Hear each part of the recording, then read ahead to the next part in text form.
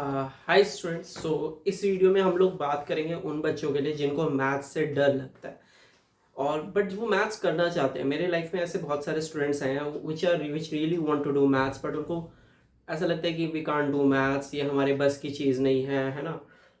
Maths एक talent है, फलाना ढिमकाना फालतू बातें। देखो यार, मैथ्स ऐसा नहीं है कि किसी को आता है और किसी को नहीं आता है। मैथ्स हर कोई सीख सकता है, जिसको चाहे मैथ्स करनी है वो कर सकता है। बस दो चीज़ों का ध्यान रखना होता है, ठीक है। दो इंपॉर्टेंट चीज़ें अगर आपको मैथ्स अच्छे से सीखनी है। पहली चीज़ है कि प्रैक्टिस, ठीक है। प्रैक्टिस तो आपको करनी पड़ेगी। जैसे अब कोई बंदा अगर जिम जा रहा है तो उसे रोज़ जिम जाना पड़ेगा अगर उसे वेट्स मसल्स बनाने हैं, ठीक है।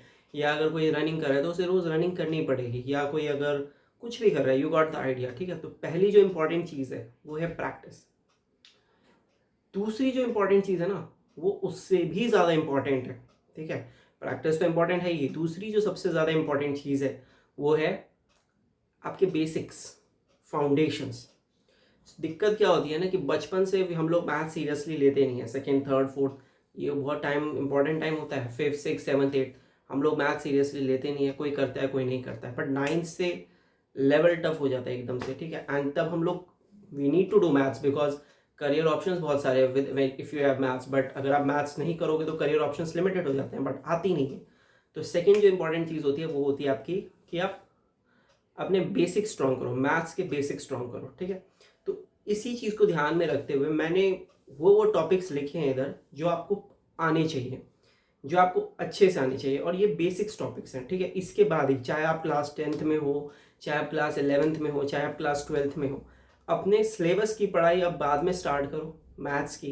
पहले इन सब टॉपिक्स को एटलीस्ट थोड़ा थोड़ा थोड़ा पढ़ लो and you should have an idea कि ये है क्या, आपको इनके क्वेश्चंस बनने चाहिए इजी। आई डोंट वांट कि डीप स्टडी करो, but just get an idea of all those things, ठीक है।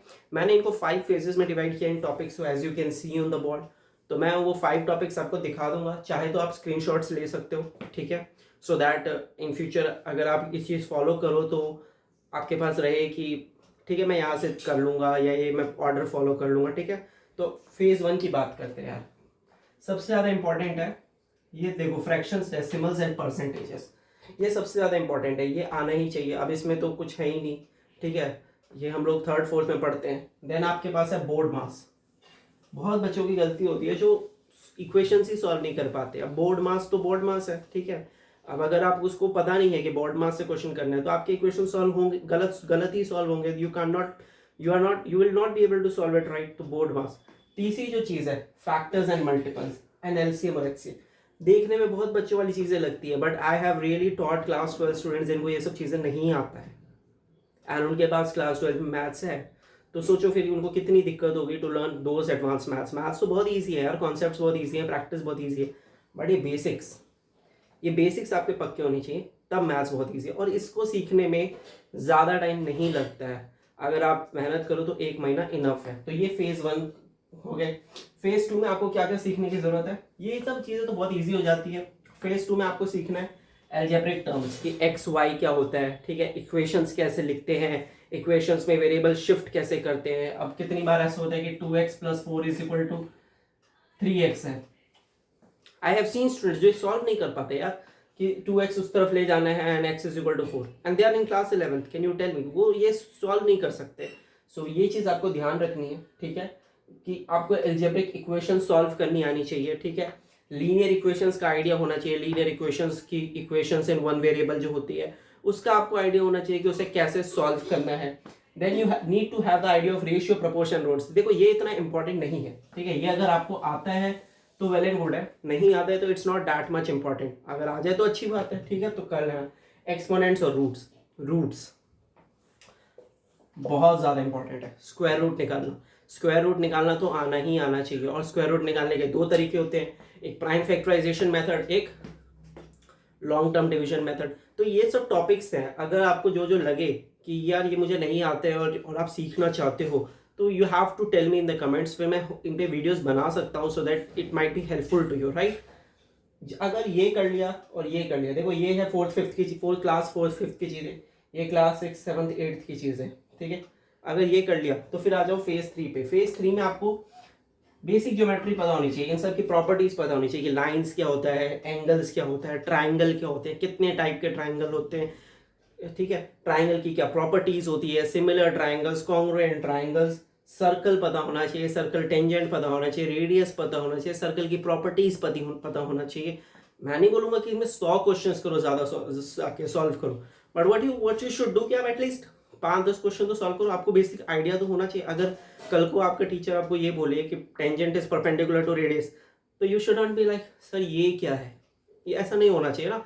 You should have an idea कि व्हाट कि अब देखो यार 11th-12th अगर पढ़ेंगे तो हम बेसिक थोड़ी बार बार करते रहेंगे। बेसिक्स या तो बचपन से पढ़ लो या फिर थोड़ा टाइम अलॉट करके बेसिक्स की पढ़ाई करो, ठीक है। तो ये चीज़ हो गई। उसके बाद पैरीमीटर एरिया एंड वॉल्यूम, हे भगवान इसमें तो इतनी गलती करते हैं बच्चे, इतनी ज़्यादा गलती। सरफेस एरिया एंड वॉल्यूम, उनको सिलेंडर का सरकमफेरेंस सरफेस एरिया नहीं पता, वॉल्यूम नहीं पता, कोन का नहीं पता। एंड क्लास 12th में अभी जब आप एप्लीकेशन मतलब एओडी चैप्टर होता है क्लास 12th में, अगर वो करोगे तो वहाँ पे यही यूज़ होता है। अब लोगों को एओडी टफ लगता है, चैप्टर 6 क्लास 12th में टफ लगता है, चैप्टर थोड़ी टफ है। आपको पैरामीटर एरिया वॉल्यूम नहीं पता, कर्व सरफेस एरिया नहीं पता, you don't know about cylinder, you don't know about sphere, you don't know about hemisphere, ये सब बेसिक चीज़ें तो you should know in your basics, these our basics. तो ये सब प्रिपेयर करो। फेज 3 में पाइथागोरस थ्योरम, आई थिंक बहुत लोगों को ये पता है, बट फिर भी बहुतों को यूज़ करना नहीं आता है। पता बहुतों को यूज़ करना नहीं आता पाइथागोरस थ्योरम। इसके ऊपर थोड़ा प्रैक्टिस करो। एंड द मोस्ट इम्पॉर्टेंट, सबसे ज़्यादा इम्पॉर्टेंट भाई, ग्राफ प्लॉट करना। आदि जानता, मैं बोलूँगा 70% मैथ स्टूडेंट्स को जो कि क्लास 10 से क्लास 12 में, उनको ग्राफ प्लॉट ही करना नहीं आता है, ठीक है। तो you should practice graph plotting. तो ये बेसिक चीज़ें हैं जो आपको करना ही करना है, ठीक है।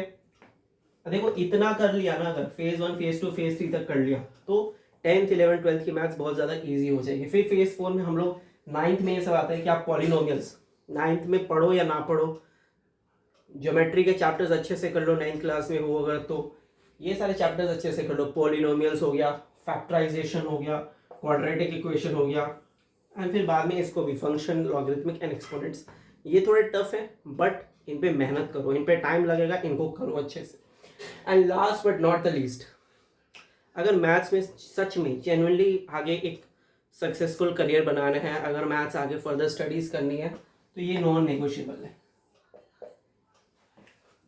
इसके डायरेक्ट क्वेश्चन कभी नहीं आएंगे जिंदगी में, किसी भी एग्जाम में डायरेक्ट क्वेश्चन नहीं आएंगे, बट ये हर क्वेश्चन में आता है, हर चैप्टर में ये यूज होता है। तो ट्रिग्नोमेट्री बहुत ज़्यादा ज़रूरी है कि आपको बहुत अच्छे से आए, ठीक है, बहुत मेहनत करनी पड़ती है। And then sequence and series and probability, sequence and series पे बहुत क्वेश्चंस बनते हैं कॉम्पिटिटिव एग्जाम्स में आगे, तो ये चीज़ आपको पता होनी चाहिए। प्रोबेबिलिटी तो ये बहुत ईजी है, ठीक है, प्रोबेबिलिटी बहुत ईजी है, लेकिन प्रैक्टिस होनी चाहिए। और प्रोबेबिलिटी जनरली सबकी ईजी होती है, तो सब लोग कर ही लेते हैं। 11th-12th के बच्चों को अगर हटा दें तो सब लोग कर ही लेते हैं। तो देखा यार पूरा सीन है, अगर आप लोगों ने ये सारी मैथ्स पढ़ ली, ठीक है, ये सारी की सारे अगर टॉपिक्स आपको आते हैं, आपको इन पे कमांड है, कमांड नहीं तो आपको एटलीस्ट आइडिया है, you are able to solve basic things, then other thing you need to do is practice, ठीक है। मैं ये भी नहीं बोलूँगा कि प्रैक्टिस डेली करो यार, वीक में 3 days 4 days मैथ्स करो, 1.5 hour ईच, जैसा ठीक लगे, बट एक रेगुलर इंटरवल पे करते रहो। एंड जब एग्जाम का टाइम आए तो ज़्यादा कर लो, सिंपल सी चीज़ है। मैथ्स में कुछ है ही नहीं, all you need to do is just clear the basics and keep doing maths, that's it. अगर वीडियो अच्छी लगे तो लाइक करो, सब्सक्राइब करो, चाहे कमेंट करो कि इसमें से कौन से टॉपिक्स आप सीखना चाहते हो। अभी मेरी करंट प्लेलिस्ट चल रही है क्लास 12th अप्लाइड मैथ्स की, क्लास 12th की भी एक न्यू सीरीज स्टार्ट करने वाला हूँ। And I am also thinking to do a series for class 10th maths, so let's see where it goes. So I hope you all like the video. Thank you. Have a great day.